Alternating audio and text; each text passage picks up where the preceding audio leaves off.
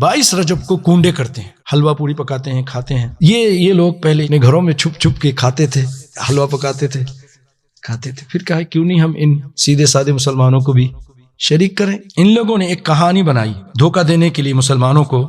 وہ کہانی بعد میں اس کو ریاست رامپور میں امیر مینائی لکھنوی کے فرزند خورشید احمد مینائی نے رامپور سے منشی جمیل احمد جمیل کی منظوم یعنی نظم کہانی داستان عجیب چھپوا کر رامپور میں عام طور پر تمام مسلمانوں میں تقسیم کرایا۔ کون سے؟ سن 1906 میں۔ کہانی میں کیا کچھ ہے اس نظم میں، آئیے آپ کو وہ میں بیان کرتا ہوں۔ جو افسانہ ہے کہ مدینے میں ایک لکڑہارا رہتا تھا، بہت غریب تھا، بہت اس نے کوشش کی کہ کسی طرح امیر ہو جائے، حالات درست ہو جائیں، لیکن اس کے حالات اچھے نہیں ہو رہے تھے۔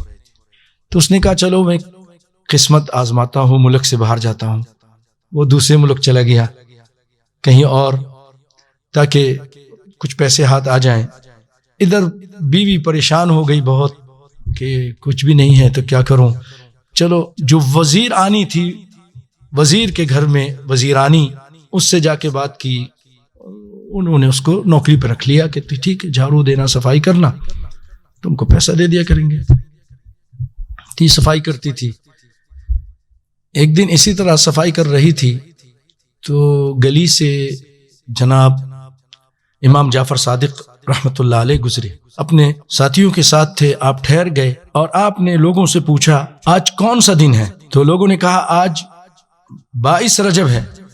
تو آپ نے فرمایا جو کوئی 22 رجب کو میرے نام کا کنڈا بھرے، پھر اللہ سے جو بھی دعا مانگے وہ قبول ہوگی۔ کنڈا غیر اللہ کے نام پر، دعا اللہ سے، کبھی دعا بھی غیر اللہ سے کرتے ہیں لوگ، اور اگر اس کی دعا قبول نہ ہوئی تو اس کا ہاتھ ہوگا قیامت کے دن اور میرا گریبان۔ یہ سننے کے بعد لکڑہارن نے جلدی سے تیار ہوئی، کام ختم کیا، جا کر کنڈے پنائے اور پھر اس کو بھر دیا اور اپنے شوہر کی واپسی کی اس نے دعا کی۔ ادھر لکڑہارے کو جنگل میں ایک بہت بڑا خزانہ مل گیا۔ اب وہ بہت مال و دولت لے کر مدینہ واپس آیا اور ایک شاندار محل تعمیر کر کے رہنے لگا۔ محل بھی تعمیر ہو گیا۔ ایک دن وزیرانی صاحبہ اپنے محل کے اوپر چڑھتی ہیں، اوپر سے دیکھتی ہیں تو ایک تو بہت اونچا دوسرا محل ہے جو آسمان سے باتیں کر رہا ہے۔ انہوں نے اپنی کنیزوں سے پوچھا بھائی یہ کس کا محل ہے؟ تو کنیزیں تو ایک دوسرے کی سہیلی ہوتی ہیں نا، انہوں نے کہا یہ تو وہی نوکرانی ہے جو ہمارے یہاں کام کرتی تھی آپ کے ہاں، یہ اس کا محل ہے۔ کہا اس کو بلاؤ جلدی سے۔ بلایا گیا۔ ہاں بھائی یہ کیا ماجرا ہے؟ کہا یہ سارے کنڈے کی برکت ہے، کنڈے بھرے تھے میں نے امام جعفر صادق کے، سارا قصہ سنا دیا، اس کی وجہ سے یہ ساری برکتیں ہوئی ہیں، اور میرا شوہر آیا ہے، بہت پیسے لے کر آیا، خزانے لے کر آیا ہے، تو اس سے ہم نے یہ محل بنایا۔ تو اس نے کہا نہیں نہیں نہیں، یہ سب بکواس ہے، جھوٹ ہے، تمہارے شوہر نے کوئی ڈاکہ ڈالا ہے، چوری کی ہے، یہ مال لے کر آیا ہے۔ کنڈے کا انکار کر دیا۔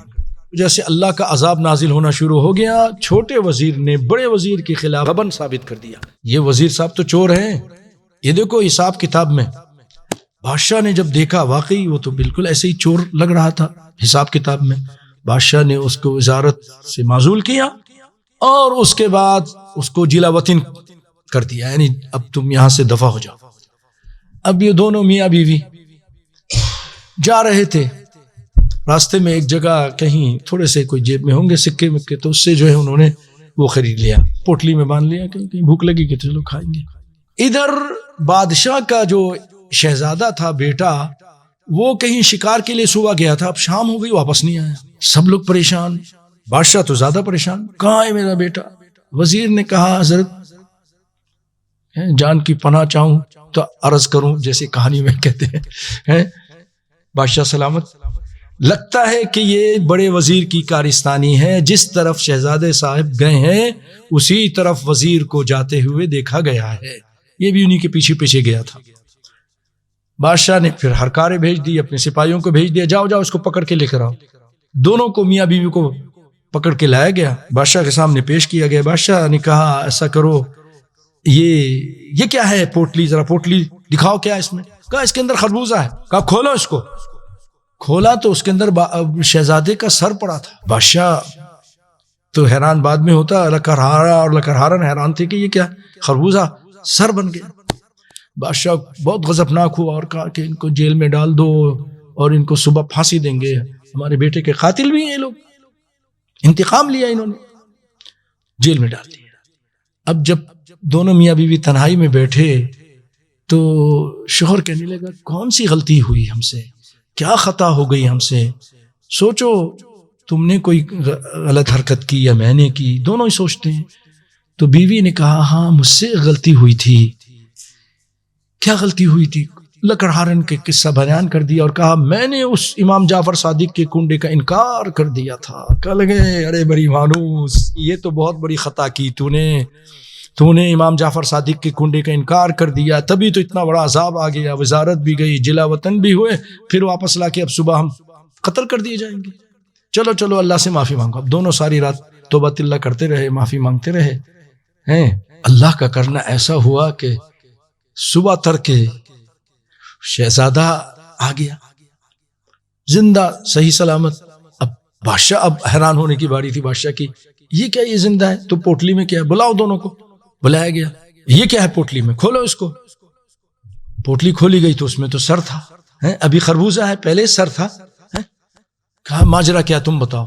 کہا بات یہ ہے, یہ ساری میری بیوی کی غلطی ہے.